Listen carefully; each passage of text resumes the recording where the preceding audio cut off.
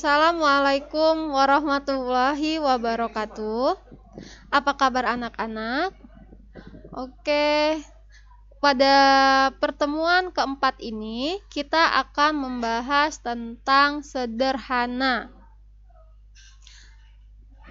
Kesederhanaan adalah seseorang yang mempunyai harta, akan tetapi ia dapat membelanjakannya sekedar kebutuhannya. Nah, hidup sederhana berarti hidup bersahaja, tidak berlebih-lebihan, yang didasari oleh suatu sikap mental yang rendah hati, berjiwa sosial, dan tidak sombong. Anak-anakku, orang yang sederhana adalah orang yang sanggup membawa diri sesuai dengan keadaan dirinya, dengan kemampuannya, dan dengan keadaan masyarakat sekitarnya. Menerapkan pola hidup sederhana akan menumbuhkan rasa kesetiakawanan, sosial, jujur, disiplin, hemat, dan tidak bergaya hidup mewah. Jadi, anak-anak, artinya kesederhanaan di sini adalah menerapkan pola hidup sederhana. Jadi, bila kalian dapat hidup dengan pola kesederhanaan, maka kalian akan merasakan kebahagiaan dan menemukan kepuasan batin, hidup dengan tenang dan ketentraman hati. Menurut pakar tingkat nasional Jack Trout, dia percaya pada kekuatan dari kesederhanaan, the power of simplicity. Menurut Trout, orang atau perusahaan yang menerapkan prinsip kesederhanaan justru akan meraih sukses. Jadi dalam pengamatannya, pada prinsipnya manusia menginginkan kesederhanaan, simplicity, dan menghindari kerumitan, complexity. Namun, kenyataannya masih banyak orang yang tetap mempraktikkan kerumitan. Anak-anakku, di sini pola hidup sederhana adalah hidup dengan tidak berlebih-lebihan, dengan penuh kesombongan, namun hidup dengan penuh kesederhanaan. Menyantuni kaum duafa adalah membantu orang-orang lemah yang hidup dengan serba kekurangan agar kesusahan mereka dapat diringankan. Di sini ada contoh meningkatkan pola hidup sederhana dalam kehidupan sehari-hari.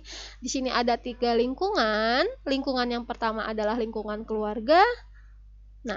Adalah membelanjakan uang untuk keperluan yang benar-benar dibutuhkan. Yang kedua adalah bersahaja dalam pakaian, terus menggunakan air dan listrik sesuai keperluan. Pola hidup sederhana dalam lingkungan sekolah. Yang pertama adalah memakai pakaian seragam yang sesuai dengan peraturan, tidak memakai perhiasan berlebihan, dan membawa uang saku sekedarnya. Pola hidup sederhana di lingkungan masyarakat ini ada menghindarkan diri pamer kekayaan dan berpenampilan yang sewajarnya saja. Jadi, pola pemikiran khas anak-anak dalam sumber inspirasi untuk seluruh manusia dewasa di muka bumi ini, pemerintah Indonesia juga telah menyerukan anak-anak kepada seluruh bangsanya agar mau dan mampu mengembangkan serta menerapkan hidup sederhana. Dalam kehidupan sehari-hari, kalian juga dapat meningkatkan hidup sederhana. Hidup secara sederhana bukan berarti mengesampingkan materi, akan tetapi mengaturnya agar dapat digunakan untuk keperluan yang lebih dibutuhkan, sehingga kesetiakawanan tetap terjaga dan kesenjangan sosial dapat terhindari. Di sini ada manfaat apabila hidup sederhana.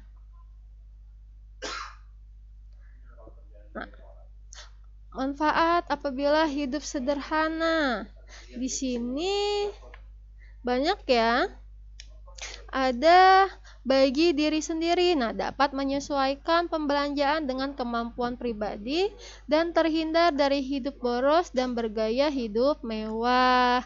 Bagi masyarakat, dapat menghilangkan kesenjangan sosial. Bagi bangsa dan negara, dapat ditabung di bank pemerintah maupun swasta. Oke anak-anak, di sini ada tambahan sedikit. Yang tadi untuk meningkatkan pola hidup sederhana dalam kehidupan sehari-hari, tadi Ibu tambahin lagi 2 lagi. Ibu tambahin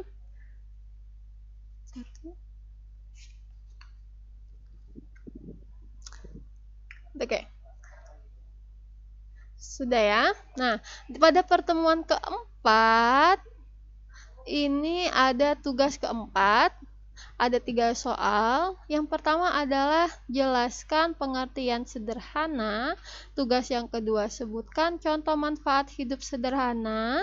Yang ketiga, sebutkan apa saja akibat jika hidup tidak sederhana. Ibu tunggu tugasnya dan makasih atas kerjasamanya karena kalian telah rajin mengumpulkan tugas selama 3 pertemuan terakhir. Jadi ibu tunggu lagi yang tugas keempat ini. Ibu akhiri. Wassalamualaikum warahmatullahi wabarakatuh.